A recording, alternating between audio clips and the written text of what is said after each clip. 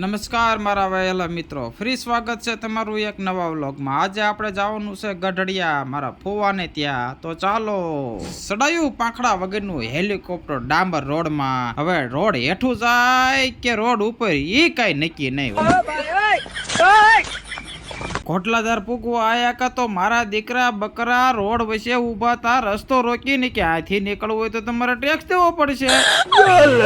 પછી તો પુગાડી દીધું હેલિકોપ્ટર અમે ગઢડિયા અમારે ફુવાને ત્યાં અશોકભાઈ ની ખબર પૂછવા। ઘરે પૂગ્યા કા તો અમારે અશોકભાઈ આરામ કરતા, લાગે છે વધારે લાગી ગયો હોય એવું। અમારા રમેશભાઈ ને એક્સરે માં કઈ ખબર પડતી નથી ને ના એક્સરે જોવે છે દર્દીનો। મેં કીધું જોતો ખરા ઊંધો એક્સરે પકડ્યો છે તે।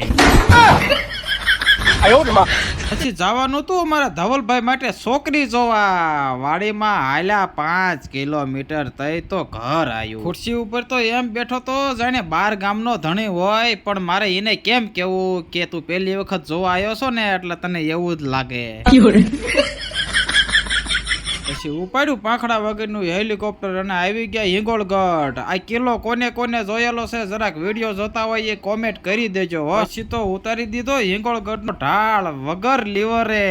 શાબાશ બેટા, બહુત બઢિયા। પછી પૂગી ગયા આપણે ઘરે। તો કેવો લાગ્યો વ્લોગ, લાઈક કોમેન્ટ અને સબસ્ક્રાઇબ કરી દેજો। ત્યાં સુધી જોવો નવા વિડીયોની રાહ। Tata bye bye.